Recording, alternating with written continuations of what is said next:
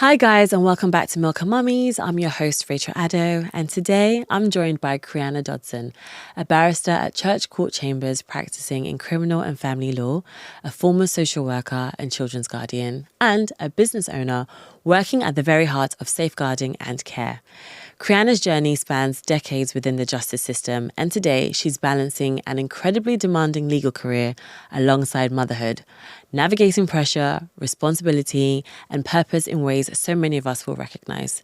We're talking ambition, identity, the realities of combining it all, and what motherhood really changes when your work carries such weight.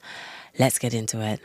Thank you so much for coming down today. No, anytime. I really wanted to pick your brains about life, working in law, raising a family, how you're balancing everything. Yeah. So just jumping straight into it, can you tell me about life before motherhood? What was that like? Life before motherhood. I think, in all fairness, life started after motherhood. Okay. So prior to motherhood, I was just coasting along. I had my first child at 22. So I suppose that makes a bit more sense. Yeah. So had no real sort of plan or dreams. Yeah. I think in the back of my mind, we all aspire to be something, but didn't really have sort of a concrete roadmap of where I was going. Yeah. And then had my first daughter, who's now 22. Wow. She turned 22 just a few days ago. Oh gosh, happy belated. And thank you. I shall tell her that. And I think that sort of catapulted me into saying, actually, you've got to figure this out. Okay. And that was the start of the journey. Yeah. No real sort of idea then of what I wanted to be in terms of profession, but knew I had to succeed. Okay, now that's amazing. What was birth like, and the whole journey, pregnancy into birth? What was that like for you? I think now I can reflect upon that because I've had 4 children, and I think every pregnancy has sort of been different, and in terms of the journey and what you expect. Yeah. But I think if we picture, or you picture yourself being a 22-year-old, having very little direction, not having the financial resources, not knowing how you were going to achieve and provide for this child. Yeah. It was very different then. So I think the biggest thing for me was just to not fail. Okay. And whatever failure is, it's different for everybody else. Yes, that's true. But I knew that this baby didn't ask for the circumstances. So it was my duty to make sure that I could do the best I could do at that time. I love it. So I think that led me down a path of sort of pursuing extra study. Okay.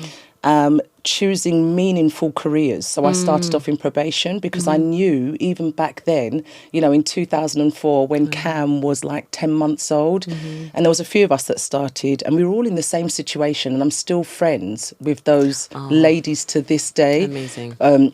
Which is fantastic, and our children have grown up together. But I think it was just the desire to know that actually we've got to want more. Amazing. So started off then, Cam joined the journey, did a bachelor in social sciences, criminal justice, and became a probation officer. Wow. After a few years, I then decided actually, what's next? Went into youth offending, and then after that I decided actually what's next, and then I sort of veered into social work. Wow. And so it's always been a progressive journey, but meeting lots of different people along the way who have really helped me to sort of see my potential and aid me to where I am now. That's amazing. I love that there's always been that sense of a drive and ambition, and as you said, you knew it was going to be more. Yes. So just being able to push and propel yourself in that space. That's exactly. Phenomenal. So that's again, holding on to sort of the earliest thoughts of knowing there's this baby and she deserves more and I deserve more. I want more as well. I don't know what that more looks like. And I think that's the reality sometimes. We don't always know what it looks like. But let's try a thing. Let's see where it goes. And let's just sort of push boundaries. And I'm known for pushing boundaries and not giving up. So that has sort of been the driving force. I think having Cameron and then having Jude afterwards as well really sort of propelled me into saying, actually, what next? Okay, phenomenal. Like you just touched on probation there, but you've worked across probation and then CAFCAS, care, and now law. Yeah. What's been the common thread for you throughout so far? People always ask me this, and I think the reason why they ask me this, they say, why law and why in your 40s? And my honest answer is, well, actually, law underpinned everything that I was doing at the time. So even in probation, we were working to, at those days, the Crime and Disorder Act 1998, before the Criminal Justice Act 2003 came in. So law was there.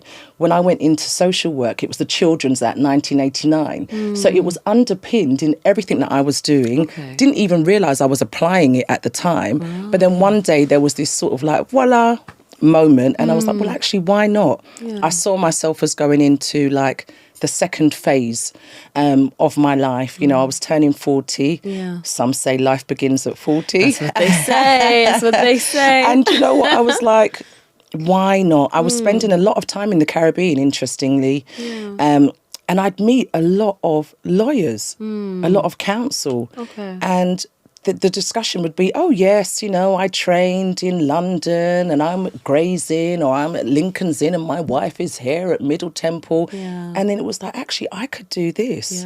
And maybe later on in life, you know, I can be in the Caribbean as well. And something we all aspire to. Bit of warmth. Of course, this is me in this day and age. Rubbing my hands. Oh my goodness, that is phenomenal. So this is an industry that I don't know much about. And I'm sure what we see on TV isn't necessarily what's really the day-to-day. So I'm so fascinated by this. So if I pronounce anything wrong, please feel free to correct me. Don't but worry. I'm just literally here like soaking it all up. But I'm like, from what you've described, it sounds very busy, intense, and you're dealing with, I can imagine you're dealing with a lot of things, be it emotional or just the high pace or high intensity of the types of work that you're dealing with. Most definitely. Right? Yeah. What was life like professionally? And also handling motherhood as well. Like, how did you find that balance? Honestly, a struggle. But what I found, or what I started to do very early on in the game, was implement coping mechanisms. So, for example, I used to do a lot of locum work. So locum as in sort of freelance. I wouldn't be tied down in terms of long permanent contracts because emotionally that would be too draining and financially it didn't make sense. So I think even from way back then, going back to like 2008, again, because of fantastic friendships and sisterhood, they sort of like essentially put me on game and said, you know, Cree, you've got to try and figure things out. And so I would do a lot of freelance work. And in order for me to do that freelance work, I knew, okay, in terms of my emotional or my sort of capacity bucket, I can work for 12 weeks at a period. And after 12 weeks, I need a break. For my own emotional well-being. And that really worked well because it just allowed me to sort of like take stock, to think and sort of jot down new future plans, just to have a bit of respite. It's so important. I'm a really big advocate and people will tell you about me. I'm going to travel wherever I can and whenever I can because I think it's really good to understand that at points we need, especially when you're doing really fast-paced and strenuous jobs and emotionally taxing jobs as well, you need to have a break. You need to switch off. So that was my coping mechanism to sort of get through the sort of stages. But it was, you're dealing with really difficult situations. To this day, my client skills, and I don't want to big myself up too much, but I will say my client skills are 10-10 because I have dealt with involuntary clients, people that do not want to be around me, people that see me as, you know, being the other side or the bearer of bad news. And I've had to work hard to build those positive relationships. So I'm really good now in terms of transitioning into law to sort of navigate, to read the room, to know when to keep quiet, to know when to interject, to be able to understand somebody's body language. And it's because of those sort of experiences of being essentially thrust in the deep end, and you are. Whether it's probation, you know, whether it's youth justice, or whether it's social care, and you know, having to separate a family from, or children from their family because of safeguarding reasons. You know, you need to use a lot of tact. There needs to be empathy. But there needs to be sort of sometimes those really tough discussions as well where reality seeps in. And I think because of that, I found that after every 12 weeks, I just needed time off. No, Yeah. understood. I know this might be a bit of a muddle, but I wanted to ask, did you always know you wanted to be a mum, even if you knew it was something that would happen? No. Whenever. And we laugh about this. Yeah. Me and my old school pals from school, and they would be having a giggle if they saw this as well, because I am not stereotypically maternal. Okay. I grew up as an only child. Yeah. I'm not the best at sharing all the time. You know, it's my way or no way. Fantastic with people, but never really had those desires to have a large family. And we've got a large family now. There's 4 children, various ages, ranging from 22 to 8. Wow. So, no, I didn't envisage being in this situation, but would I change it for the world? Not at all. Okay. Not at all. Has being a mum changed your approach to family law and care proceedings? From what you even just described, it's, as you said, so many tough decisions, fast-paced, potentially tricky cases, things like that, and navigating that space. So I can imagine, and correct me if I'm wrong, but I can imagine that's you're dealing with a lot. Yes, you're there to provide a service. Yes, you're there to do the best job that you can for yourself, reputationally, for your clients as well. But I'm doing this because I feel like that's a lot. I don't necessarily indicate overwhelm, but that's a lot that you're dealing with. It can be overwhelming. Yeah. So how are you navigating that space? But I guess to start with, how did motherhood change your approach to work, if it did at all? Well, it allows me to put myself in the position of others. Yeah. Would I want that to happen to me? How would I react if that happened to me? What would I do if I was in this situation? Yeah. So once you're able, again, to empathise and understand the circumstances somebody's in, and I think that's the first starting point. So even if it's something that I may not be able to relate to entirely, I can understand the position that a parent's in, potentially, you know, when you're dealing with very challenging situations. So just coming from that perspective, you know, parents, caregivers, they love their children. Yeah. It's just sometimes we don't always make the best decisions for them at that moment. And I think we can all be guilty of that, in fairness. We can all be guilty of that. So I think it's more of just understanding, but being very frank sometimes about the things that need to change to bring that level of care to a certain standard, or to alleviate any fears or concerns that people have. And it's sometimes suggestions. Are these suggestions always going to be taken up? No, they're not, because people are humans and they've got the right to make those decisions. But I think just sort of coming from a place of understanding and, you know, really wanting positive change is always a great starting point for me anyway. Okay, I hear you. Were there any fears or assumptions about motherhood that surprised you? Yes, I think going back to, you know, my younger self and having Cam, I wasn't really prepared. Okay. But there was this notion that, you know, you have the baby and automatically this sense of love overtakes you and, you know, life is just going to be great. But in reality, that's not how it is. We're all navigating this process, you know, for the first time, essentially, and with every subsequent baby you have, because it's a different experience. Everyone is different. And I think it was challenging because I didn't know what I was meant to do. But the standards were telling me, you know, this is what you're meant to do. This is how you're meant to care. And I think it comes to parents at different stages. And I think more importantly, we must give ourselves grace. And when I give advice to my friends who are, you know, just having their babies for the first time, I say just take the time that you need. Dance to the beat of your own drum and nobody else's. That's true. It's your journey.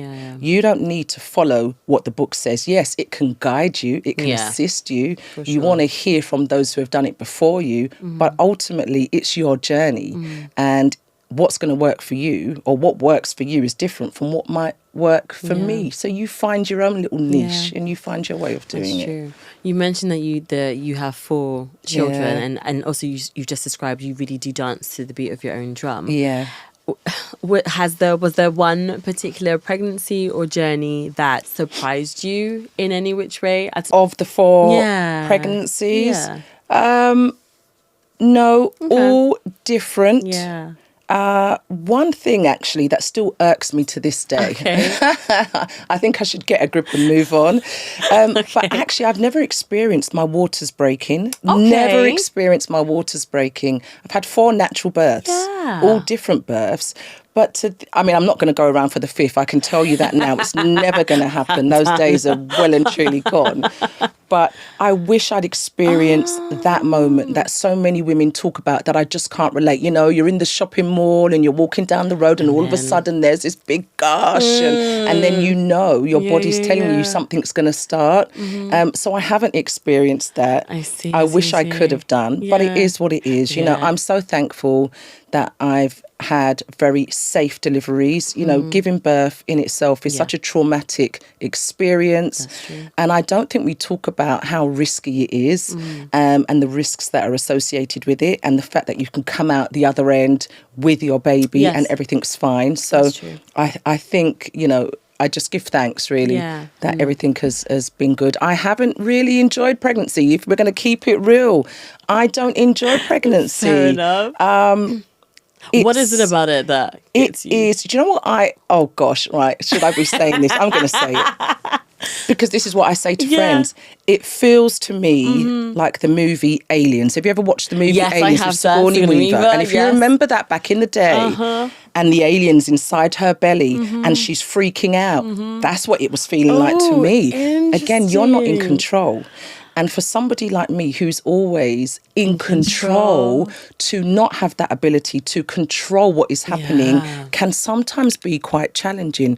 But I understand it's for a period of time. My baby is cooking. At the end of it, I'm going to have this bundle of joy. Do you understand? But at that moment, it's just fatiguing. No one talks about it. No one talks about your high blood pressure, preeclampsia, gestational diabetes, all of these associated things that happen, you know, things that happen to our bodies, the changes that take place. And no one, I mean, now they're much better at talking about postnatal the postnatal side of pregnancy. That wasn't something that was really discussed. Going back 20 years ago, 2003, no one talked about postnatal depression. You had to get on with it. You had to fix up. That's the bit that's really interesting in terms of, yes, it's amazing that there's the dialogue for all of those things now, which is great. So hopefully more resources and giving people more support.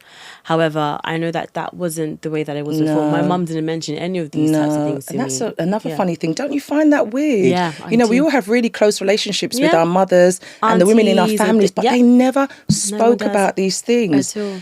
And I think I'm different in terms of my parenting style. My 22-year-old has assured me she does not want to have children. And she better not. I'm too young to be a grandmother. I'm going to keep that one real. I'm still raving. I'm having a good old time. Not right now. But we have really open discussions because I don't want her to be in that situation where she just feels she doesn't have that support. She can't come to me, her mother. I'm meant to be her go-to person. I'm her protector. Doesn't matter how old she is.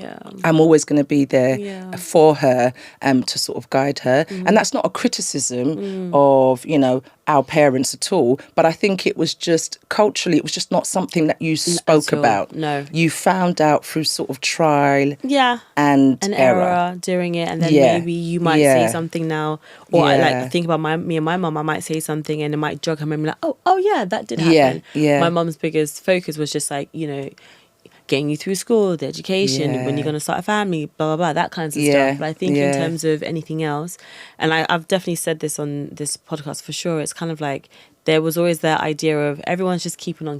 They're getting things done. However you're providing for your family is however you're doing it. And those are the things that were important or needed to be done. So the heart-to-hearts, and I know this isn't for every family and for everyone, but I think the heart-to-hearts and this is what pregnancy is like, or the lack of preparation, right? That just wasn't a focus. You just get on with it. But no one talks to you about how tricky or how difficult breastfeeding can be. Oh my gosh! Well, dealing with talking about breastfeeding, let's talk about that because again, I'm this 22-year-old new mother.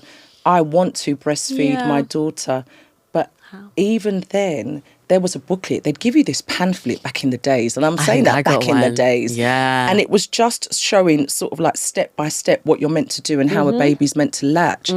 But there were no sort of breastfeeding classes. They have these things now. Yeah. And I remember putting Cam or trying to let her latch onto the breast, and it was the most excruciating pain ever. And there were lots of failed attempts, so much so that, you know, I was very sore afterwards and it just didn't work. Second time around, we've got a 5-year gap now, better resources. Nice. And I really enjoyed that experience, actually. And I think it was one of the regrets that I didn't do, you know, when I first had Cam. But in subsequent pregnancies, I've been able to do it, or the births, I've been able to do that. So, and also, if you didn't know, you didn't know. If you didn't know where to go, or who to speak to, where to look for the information, you weren't going to find it. You weren't going to find it. It was just, it was literally just that, wasn't it? Yeah, and that's the thing. Like, even with me, where with my situation, like, I knew breastfeeding was one thing I've never done before. And I knew that would be possibly the trickiest thing. I had no frame of reference. So though it was explained to me in the hospital, I also got a sheet of paper let me know what to do. In my borough, I was lucky where they have quite a few children's centres. And in that space, they had things like breastfeeding classes. So I went to one of those. And that was really helpful. I had someone sit with me, show me what it was like, and then it kind of started to click mentally into what it would be. But even knowing that was possible was amazing. However, I was also told that that's not a service that's necessarily available in every borough. So then you have things like, it depends where you live, depends what resources are there, if you're able to access those things. So it's amazing that there are more resources, and there's amazing that there's a dialogue that can help people navigate this space if they want to have kids and if they want to start that journey. But again, it's how to make sure that it's accessible to everyone. And, like, it's... I'm now going a bit of a tangent. But No, I get you, totally. I do understand totally. I think actually, you know, just sort of thinking back to what we said, in terms of the preparation, I think there wasn't that much, as we've just spoken about, in terms of family. But I must say, and I need to commend and big up my family in particular and the community post-birth. There was a lot of advice. And there were lots of things that no one else told you about, you know, just in terms of the aftercare and what you're meant to do, in terms of sort of moving forward and how your body heals. And I am so grateful for that support. So I think over the years, the community has really sort of rallied around in terms of how you as a new mother adjust to the baby and how you get your body back to normal and how you look after yourself, you know, so you can lactate more and all of these things. I remember I had an issue, I think, with my second child. I wasn't producing enough milk. And then my grandmother, God rest her soul, she said, you need to boil barley. You need to drink barley. And barley, lo and behold, will make you have loads of milk, plenty, in abundance. Wow. So there's those old school gems that, and actually it's a bit of a dying breed, isn't it? Because we don't talk about those old school things of like, you know, how you're meant to, there's always a remedy. There's always a cure. There's always something that can be done. And it's a shame that it's not spoken about so much. I know, not as much. Before or during pregnancy as opposed to afterwards. Yes, that's the thing. That's key. That's a really, I think that's thing. what's missing. That's true. Yeah. And then also, no one thinks to say the remedies until you're in the space, situation. Having tried all the things. I love that it came from your grandma, and I love that it was, I'm doing this. It just made me think of home, basically. I love that it was that, and not necessarily like a medication kind of route or this and that. Like, it's just, again, someone really focusing on nutrition or what to eat. And just knowing what you need. And even in terms of the rest, adjusting was pretty hard, I think, the first time around. I'll never forget a time when my baby was like a week old and she was crying and I could hear her crying, but I thought it was a dream. I thought I Okay. was dreaming because I actually forgot I had a baby, to be quite honest. And then my mum comes in and she's like, can you not hear your baby? And you're like, huh? Because you're so dazed. You don't know what day it is, what time it Yeah. is. You just lose all sense Yes, you of do. reality. I think for a good few weeks, few months, I actually didn't really start to feel myself again until about 4 months. Okay. Between 4 to 6 months, that's when you start, in terms of sleeping as well, Yeah. you start to just get things back. And I remember, you know, the first time sleeping between 10 and 4, and that felt like 10 hours sleep because you are so deprived. Yeah, You are so exactly. deprived, and that does a lot for the body thought- as well. It really does. I kind of thought, for me, I thought that because of the nature of how I work and how my partner works as Yeah. well, we keep all kinds of hours. And he is a true night owl. I'm definitely an early bird. So am I. I can kind of night owl a little bit. Not for but me. What he Yeah, I was can like, stay oh up no, all hours. Nah, no, nah, that can't for work. real. Yeah. So I kind of thought, well, we're used to that. We can navigate and adjust. Yeah. And I think we were kind of okay-ish. But then when Baby's got different plans. Listen, when and you're it on really baby hit- schedule, your schedule's gone, and that is a really hard thing Yeah. to adjust to as well. 100%. And I think 100%. especially, you know, looking back at what you said before, although my journey is different, if you've got a career and you had a really successful career beforehand, that must be so difficult to adjust to. Yep. Because again, it's about losing control and knowing it's not your world anymore. It's baby's world That's for it. now. Exactly. And then through time, baby will start to adjust Exactly. to how things are. Yeah. But you don't have any say so. It goes out the window. It really does. Yeah. So to come into it thinking that, no, okay, we can handle that Yeah, bit. And then yeah. you kind of do Reality for the first shock. bit, then it kind of shifts. And then you're like, Yeah, wow, you're yeah, crashing yeah. out as of when you Yeah. are. So when you just described this idea of you could hear your baby crying, but you thought you Yeah. were dreaming and your It's mom that level of exhaustion. It really It's is. that level Like, of exhaustion that nobody prepares you for. No. And you know, don't you think it's really funny, right?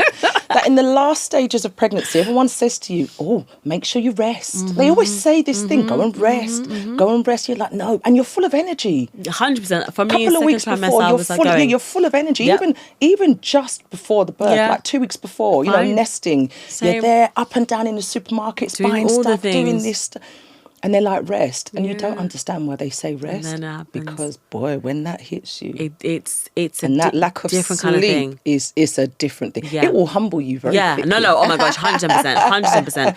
And I remember saying this to one of my best male friends Yeah. before I had a kid, and he was just like, similar thing. Everyone keeps saying rest, it's gonna be fine, blah blah. And I was like, all right, cool. You don't know what you don't know, and there's no point trying to really push it because Yeah. it will hit you when it Yeah. does, and it hits Yeah. everyone. Exactly. And did it hit him? Exactly. Yes, it did. does. It So that was does. that. Yeah. But I was gonna say, I remember. I don't know if many parents have this because I know I did this, and my partner did as well. Just waking up in a bit of a panic, and Yeah. Zena was this. She used to sleep in a Moses basket next to us, but I would wake up in a panic, and I would be rifling through the duvet trying to find her. And the thing is, I know she's over there and I can see her. Yeah. But I had these, it happened a few times, just waking up in a panic and looking for her in the bed. Because you And I are can't that find her, can't find her, can't find her. exhausted and so sleep deprived, It's crazy. and yet you lose you just sort of forget what's Yeah, going on. yeah. I think that's quite common. But again, it's one of those things that no one talks. We're No. talking about it now. Yeah. It's a shame that people. I mean, actually, I suppose it would be a sort of like it would be a preventative measure for pregnancy, wouldn't it? If you start telling people that, What are it's they going to really want to go like? and do Are it? they gonna wanna Are or they gonna not? want- Is It's this true. what's going to happen to Exactly. me?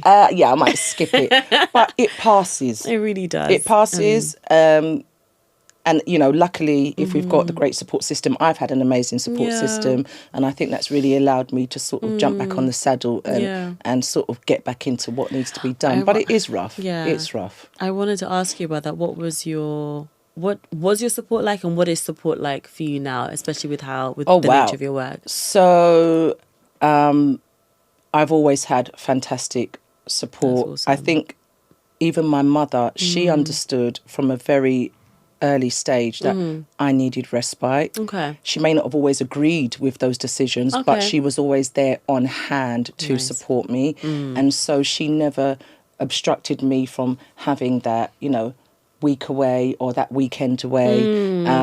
Because she knew actually, do you know what, my daughter's doing a damn good job. And then the wider community, my friends as well, have been fantastic. My husband is like, in terms of care now, I do very little. Amazing. And so I need to commend him for what he does as well, because he manages things way better than I can. Now, obviously, it still falls onto me. Own clothes day this Friday. PE kits, have you got that? Oh, who wants a packed lunch? But as long as you just delegate it, they get it done. Yeah. They get it done.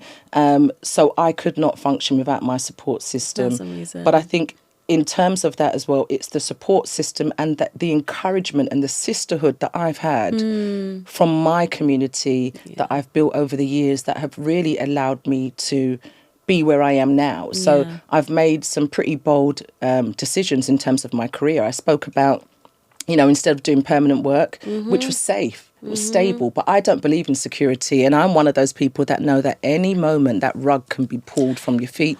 Yeah. So I'm a risk taker. And I think I've sort of learnt that over the years. Hence why I've done some of the roles that I have done. Yeah. But when we had our third child, and this is even crazy talking about it. Go on. We had the third child, 2016, and 3 weeks later, I'd formed the company that's going to be 10 years old next year. Wow. She was maybe no more than 4 weeks old. Love it. And I just knew that actually social work wasn't going to work anymore because I didn't and I wouldn't have the mental capacity to deal effectively and efficiently with the things that I had to do as part of my duties and still manage 3 children, one in secondary school, one in primary school and a newborn. And we've had large gaps. The fourth child is very close in age to the third. Got you. Because I couldn't take the shame of the gaps anymore. 5. It was just too much. 5. So we've got a 22-year-old, a 16-year-old, a 9-year-old, and an soon to be 8-year-old. She'll be 8 in a couple of days' time. And the third one, I just realised this wasn't going to work. And that level of anxiety that I was putting myself under actually wasn't helping anybody. Okay. I'd always known, I think deep down, I'd always known and in the back of my head wanted to have my own business. And I'm really grateful for those sort of experiences of being in probation, in social care, working for CAFCAS as a children's guardian as well. Yeah. That sort of led me to set up this provision, Soaring Heights Care, which is going to be 10 years old next July. And we're having a massive celebration to sort of really take stock of the achievements. Yeah. And that's been accommodating, looked after children, vulnerable children, who can't be with their parents or whose parents or family or caregivers are not here. And we've initially started providing supported accommodation to young people, preparing them for independence. And now we've moved into sort of the residential children's space. And so we have and take children from as young as 8 all the way up to 18 plus. So I think, it was sort of trying to sort of juggle everything, recognising my skills, my talents, transferring them over, but ultimately sort of focusing on what my family needed as well. And so it's been a godsend. And then law came after that. So I just don't stop, really. Sorry, I'm so here for it. Like, this is so... Yeah. I do wonder when I'm going to stop. But I think people that know me are like, Cree's never going to stop. They're trying to earmark me for politics. I don't know why. I'm like, stop it, because it's not my thing. But, everyone just expects me to do, what's next. What's next? Who knows? And in terms of stopping, as and when you're ready to, you'll know. But right now, you Life is for living. There we go. Life is for living. And, there's no sort of hard and fast rule. You're dancing to the beat of your own drums. It is what you make it. And even if it doesn't work out the way you intended, so what? We put so much pressure on ourselves, for this idea and this notion of perfection. So what? Try something new. You're going to learn. That's the thing. If it doesn't, you can correct it, modify, go back again. And I think as long as you've got, in terms of my sort of experiences, as long as you've got that determination and that grit and that resilience and you're okay with setbacks, the world's your oyster. 1,000% my vibe. You've mentioned Soaring Heights, and obviously this has now happened alongside your newborn, your third one. How are you? Sorry, this might be a convoluted question. Partly anything in this space of work.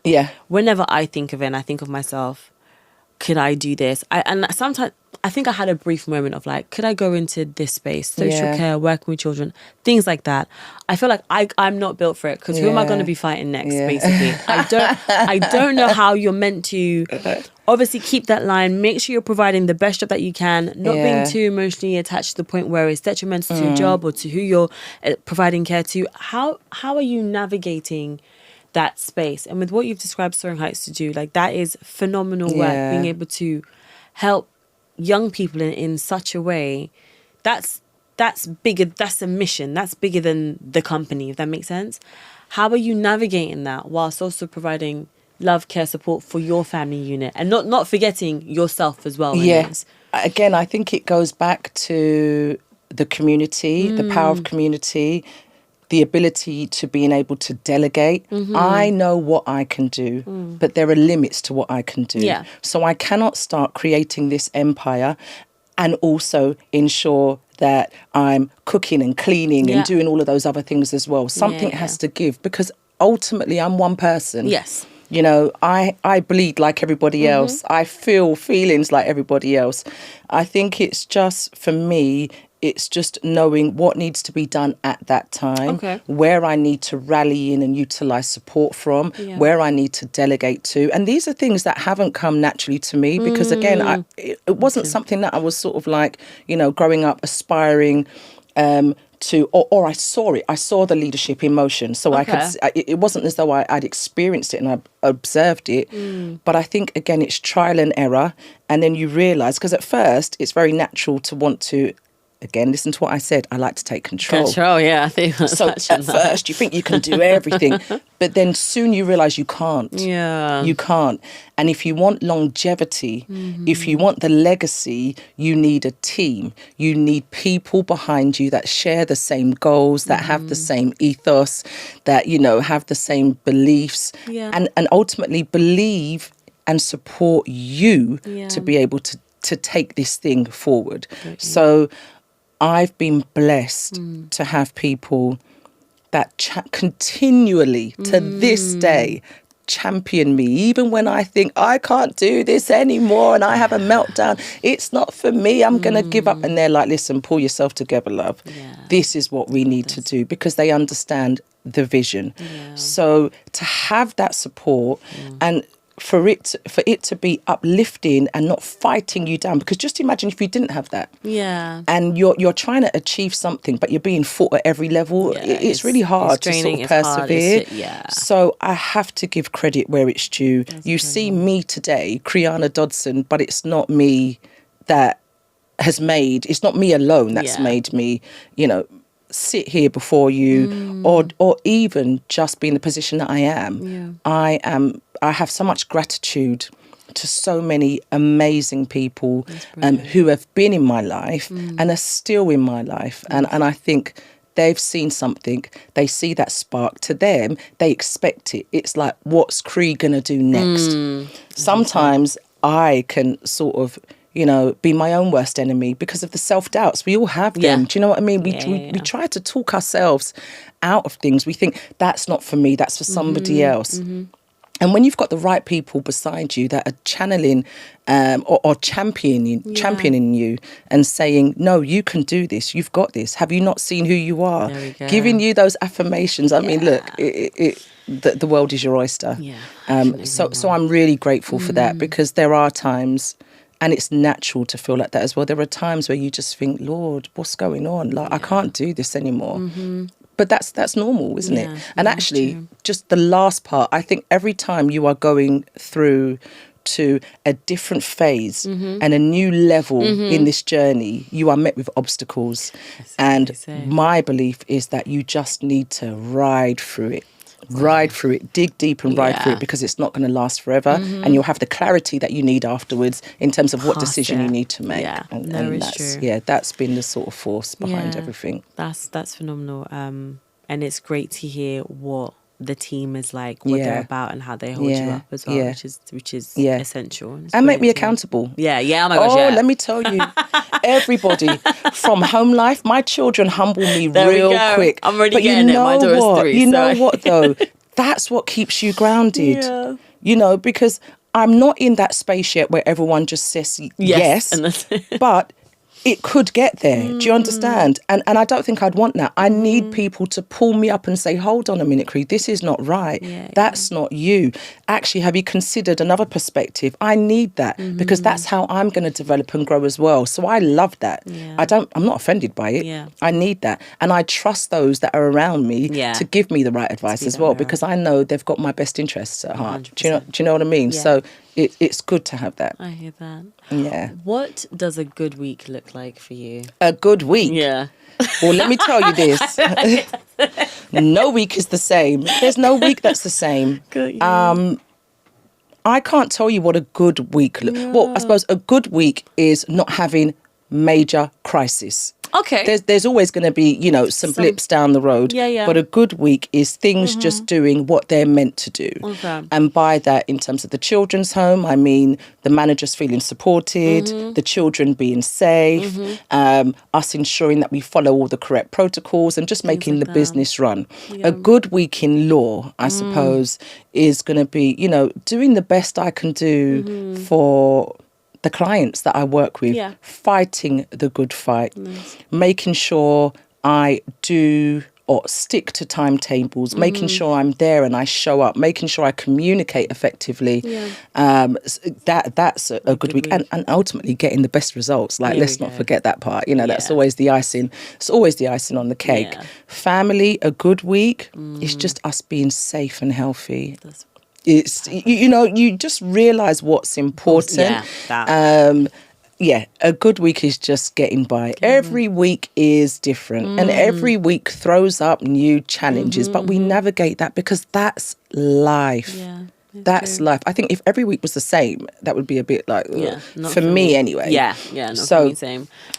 I think as well, I'm a person that likes to learn through experiences. So I'm always open for new experiences, trying to encounter something different, just keeping open-minded. Yeah. So learning is always great. I know off camera, I try to understand what like a typical working week was like for you because of what you do and how you work. Yeah. So there has to be a level of flexibility for when you be on call. It's like, how do you navigate that with your family? Not that your kids will need you say every second of every day, etc. But how do you manage that space?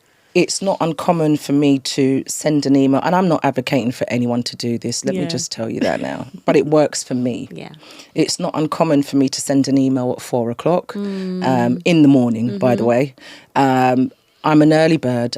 I say I'm an early bird, but I like to down tools sort of super early. I'm not great at working late into the night. Fair. But I work all hours. Yeah. I work on vacation. My laptop is with me everywhere. I am on hand, on job. I am ready for these things. So I think, again, I've had to be really sort of flexible, and there are different parts that encroach on other aspects of my life. And again, it's just being flexible, making sure that I can sort of signpost. I'm doing things simultaneously. Now, obviously, I do everything I need to do to the best of my ability, and I'm committed and focused in that moment.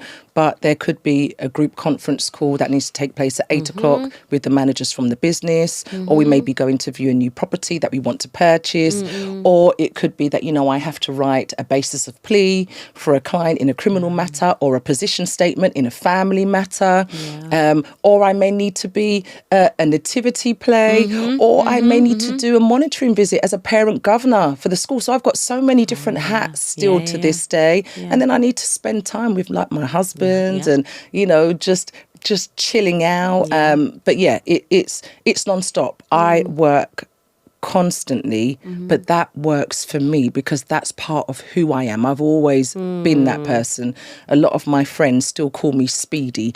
They know, like, I can be here one day, gone tomorrow. I book flights last minute. I am known for that. It's just That's me. Yeah. Do I expect everybody to do the same? No, I don't. And I recognise that what works for me doesn't necessarily work for everybody else. And I don't impose my work ethic on others, because my work ethic may not necessarily be the right way, but it's the right way for me. And that's what matters. Exactly. 100%.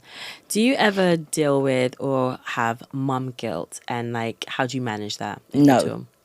I wanted to say that before you even finished your sentence. And let me tell you why. I think it's important to tell you why. So much, but yes. And it's really interesting, actually, because, again, I think sometimes the way we've been programmed in terms of our duties as a parent and as a mother is to constantly and consistently devote your time to your child. I just think that's unrealistic, because before you had children, you had your own personality that you still have. You had your own aspirations and your dreams. I am still Creanna. I'm not going to change. I'm still that, silly girl in the playground from all those years ago. I've still got that playful personality. If I need to do things for me, I'm going to do it for me. And I explain to the children understand it. The children know that I'm not there all the time, and they understand it, but they also understand and recognise that they live such a wonderful life, such a richly diverse experiences. They travel the whole world. They understand different cultures, and they know, because mummy and daddy have to work hard to do X, Y, and Z. But in terms of mum guilt, no, I don't feel that, because I'm still an individual.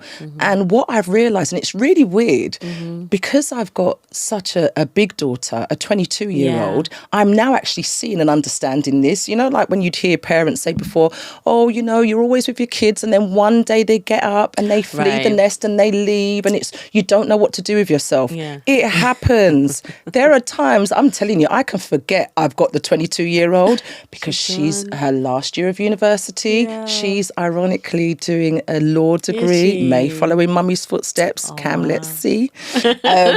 And she's just living her life. And that's what the kids are going to do. They are going to live their lives. So you must not forget yours. Yes, you need to ensure that you meet all of their needs, and you do the damn best job, because they have not asked to be here. It is our duty. I actually believe that it is our duty to give them the best experience and the best chance in life.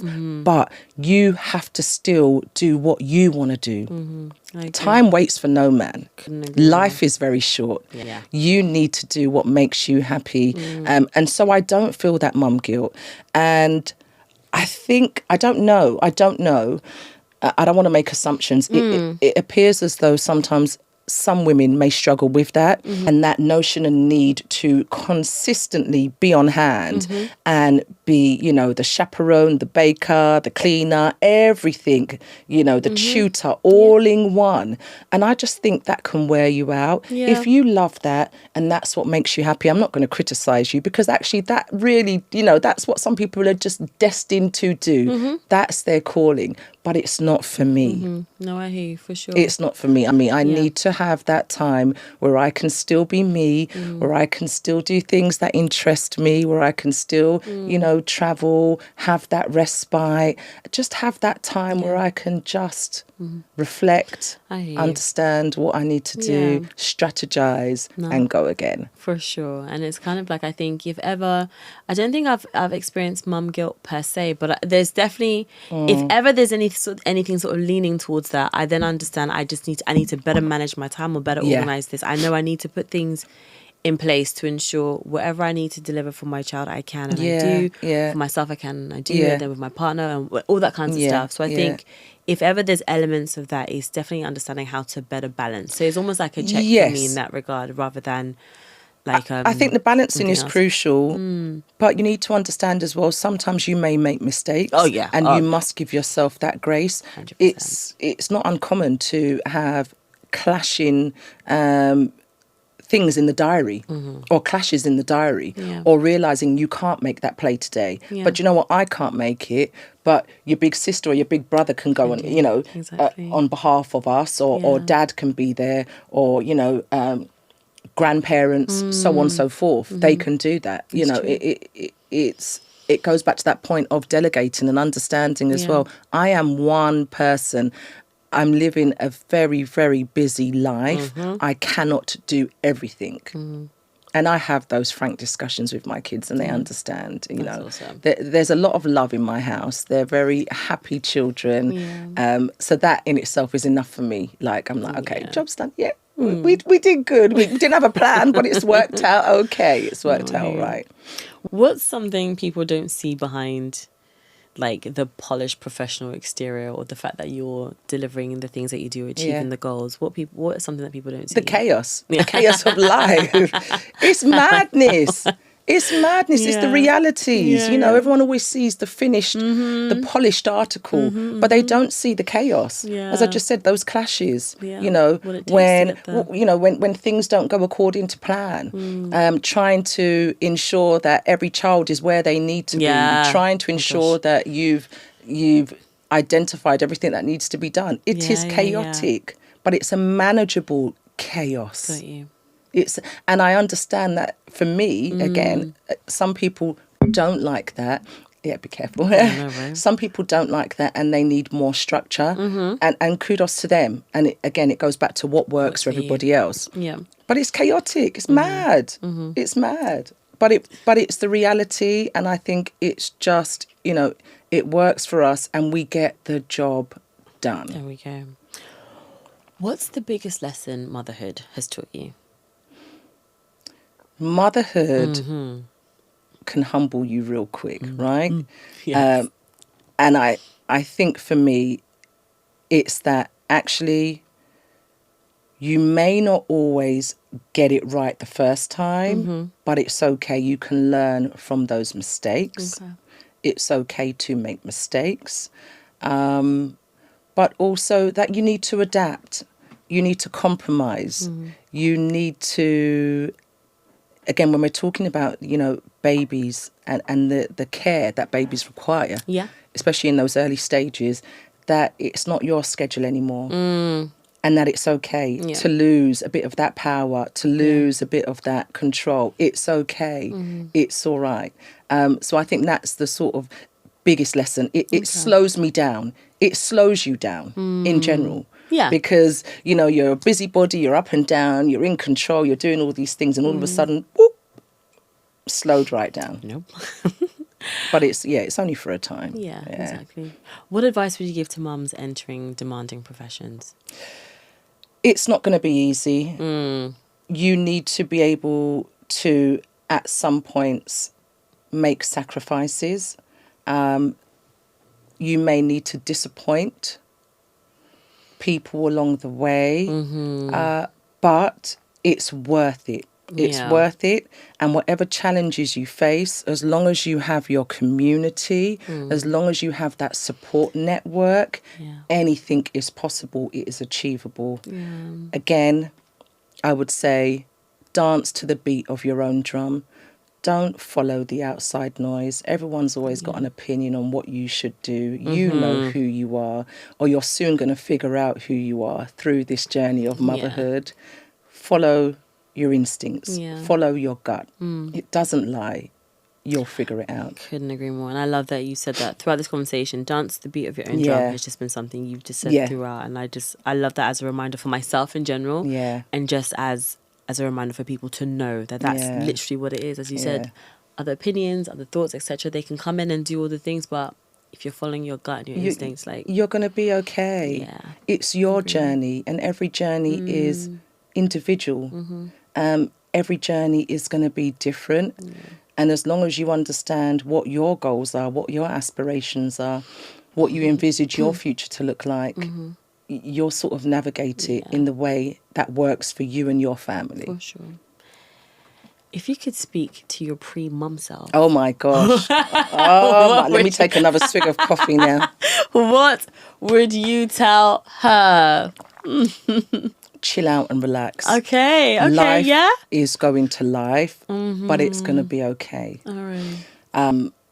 Take each day as it comes.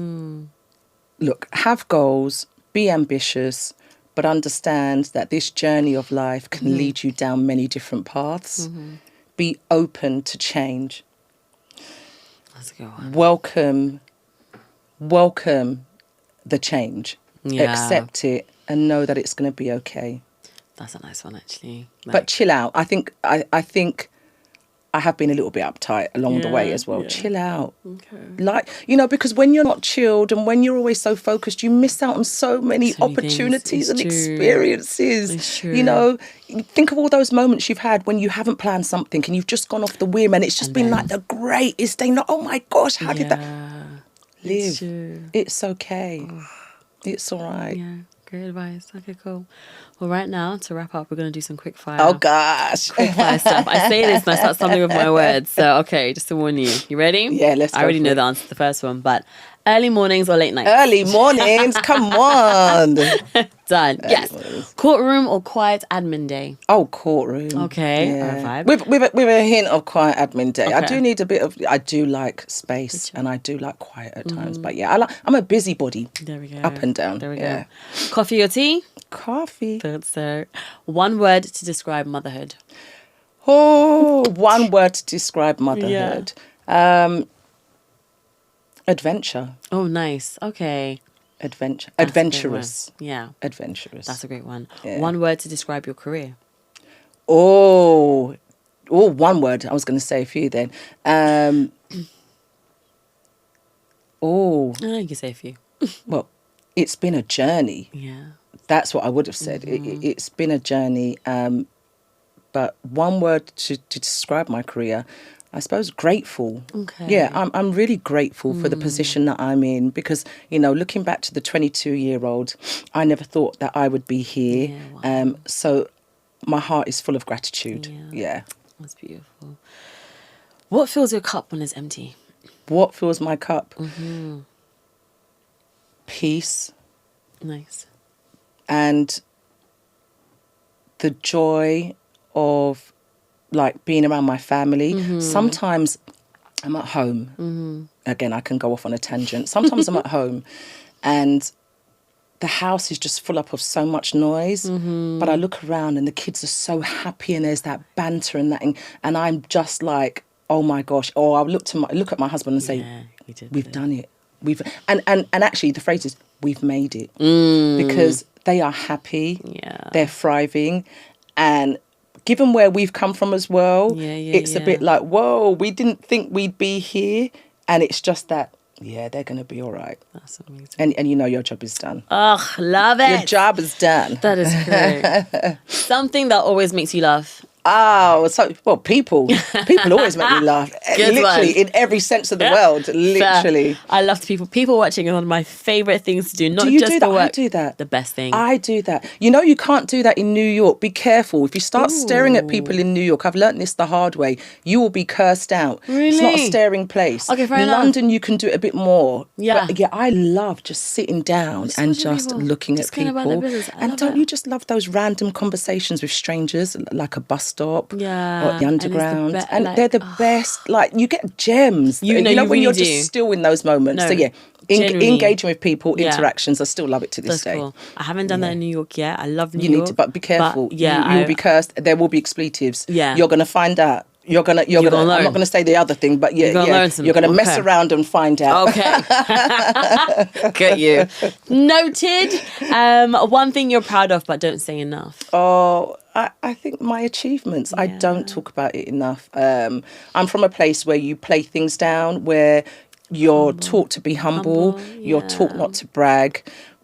But it's only now I'm really sort of taking stock at how far I've come, at how far we've come. Yeah. And I'm like, wow. If I knew that 22 years ago, I didn't see that. But if I knew that, I would have been in awe then. Wow.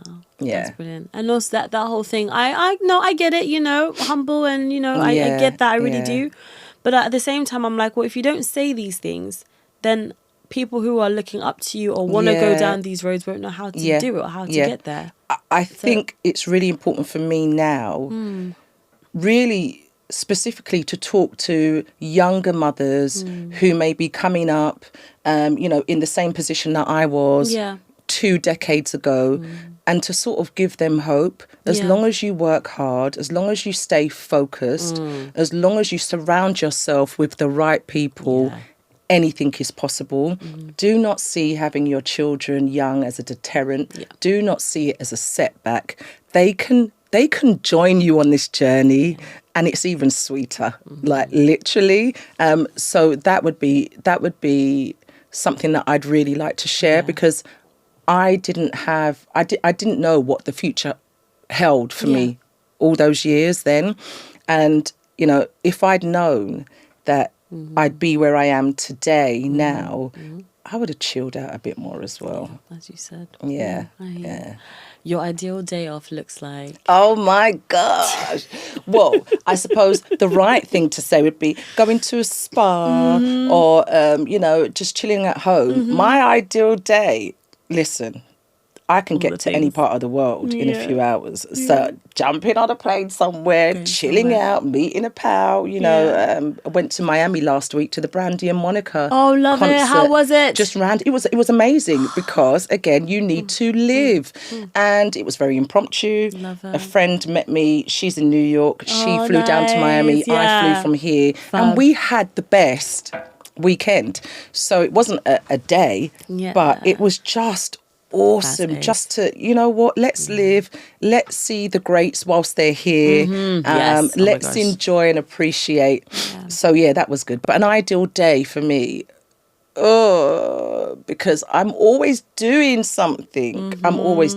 So I suppose it would be, chilling, but that doesn't really just sound right. It doesn't sound right. There's always something. An adventure taking place. Okay, lastly, finish the sentence. I feel most like myself when I'm with the ones that I love. Oh, yeah, when I'm with my little munchkins, when I'm with family, when I'm with friends. Yeah. Oh, I love that. Yeah. Creanna, thank you so much for your time. No, thank you for having me. It's been great. No, honestly, it's not lost to me. I've hit this mic so many times. It's not lost to me just like what it took for us to get this time in the diary. And I know, we made it. We made it on big Christmas Eve as well. Could you believe it? We are here. But no, thank you so much. It's really good to be in this space, to be able to hopefully inspire and share my story for others sort of coming up. So I'm very grateful for that. I'm glad. It's super key, like your honesty, your wisdom, sharing the truth of it all and how you navigate it. It's so key for what I'm doing here. So thank you. Oh, good. And that's it. This conversation really highlights the emotional labour, resilience and quiet strength so many moms who work carry, especially in roles that shape lives and futures. Thank you for the work you do, and thank you for joining me on Milk Mummies.